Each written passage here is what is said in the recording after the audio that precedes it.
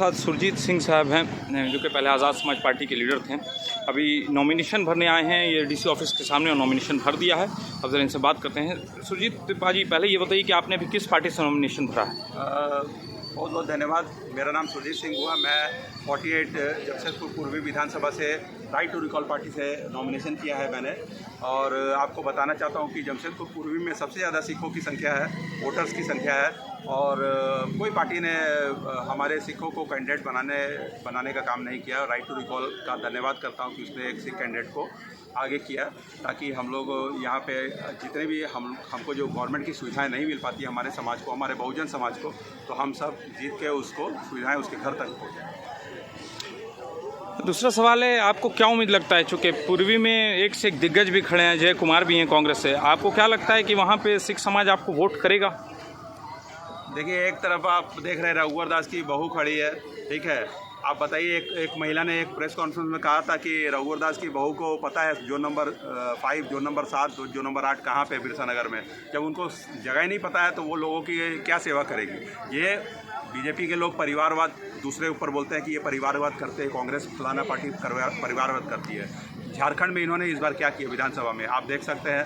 सभी परिवारवाद पूरे बीजेपी में छाई हुई है।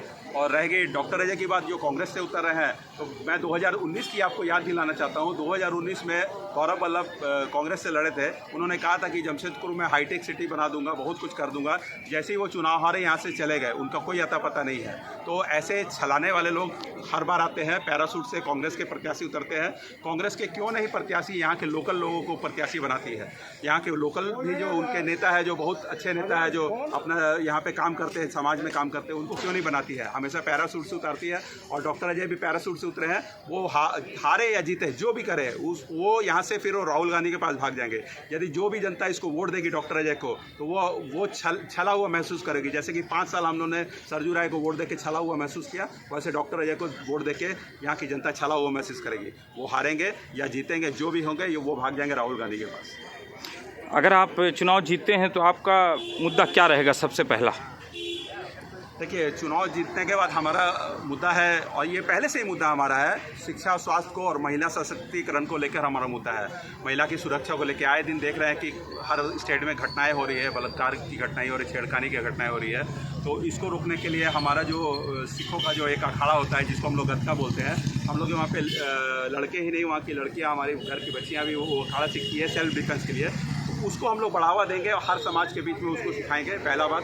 दूसरा बात है कि शिक्षा को लेकर जो हमारे यहाँ पे जो मूलभूत सुविधाएं जो हमको शिक्षा से मिलनी चाहिए, गवर्नमेंट से जो नहीं मिल पाती है, जैसा कि आप देखते हैं रीएडमिशन का बोझ जो हर अभिभावक के सर के ऊपर, कंधे पर, वो हर साल लाद दिया जाता है। तो वो बहुत बड़ा एक बजट में दिक्कत आ जाती है अभिभावकों को। तो उसको हम लोग बंद कराएंगे, रीएडमिशन को। और स्वास्थ्य को लेके आप जाने रहे हैं कि यहाँ के एमजीएम में बच्चों के जो जन्म होता है, तो ज़मीन पे जन्म हो रहा है। आप लोग मीडिया के राही, आप लोग माध्यम से आप देखते ही हैं, यहाँ पे स्वास्थ्य का पूरा हालत ख़राब है। तो स्वास्थ्य को लेके हम लोग ने एक डिसीजन लिया है कि हम यदि जीत के आएंगे तो छोटे छोटे एक मोहल्ला क्लिनिक अपने जमशेदपुर में खोलेंगे, पूर्वी में, ताकि जो भी बड़े हॉस्पिटल यहाँ पे टीएमएच हो चाहे टाटा मोटर्स हो, उस हॉस्पिटल में जो उपचार जो कराते हैं जो लोग, उनको डिस्टर्बेंस होती है, छोटे छोटे उपचार वाले भी लोग वहाँ पहुँच जाते हैं। तो जब मोहल्ला क्लिनिक खुल जाएगा तो बुखार, सर्दी, खांसी या छोटे छोटे उपचार के लिए हम लोग मोहल्ला क्लिनिक में जाके उपचार कराएंगे, तो ताकि उस पर ज़्यादा बर्डन ना पड़े, उस पर वहाँ के पेशेंट को दिक्कत ना हो। तो ये सब हम लोग ने सोच के रखा है।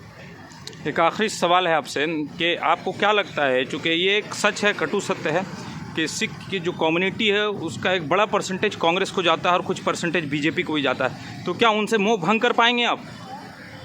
ये सबसे पहला बात तो आज तक जितने भी सिख हैं, जो हम लोग जो 84 का जो कांड है, आपको पता है, जो 84 में जो जेनोसाइड हुआ था, हम लोग का साथ हुआ था, उसको अभी तक सिख भूल नहीं पाया है। जो भूल गए उनकी बात मैं नहीं करता हूँ, पर जो नहीं सिख भूले हैं वो आज तक याद रखते हैं, हमारे साथ बहुत बुरा हुआ। लेकिन हरियाणा में तो बड़ी तादाद में सिखों ने कांग्रेस को इस बार वोट किया, तभी तो 37 सीट आई कांग्रेस को।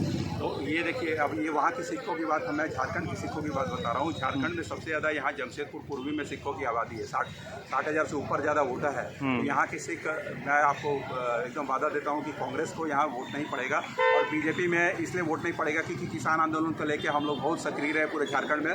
हमारे किसान आंदोलन के अध्यक्ष जो थे सरदार भगवान सिंह जी, उनका भी पूरा यहाँ पे रोल रहा। हम लोग Tikri border, Sindhu border, Ghazipur border तक हम लोग ने जाके अपनी आवाज़ को बुलंद किया था भगवान सिंह जी के नेतृत्व में, और इसलिए बीजेपी को भी यहाँ पे हम लोग को कोई सिख वोट नहीं देगा।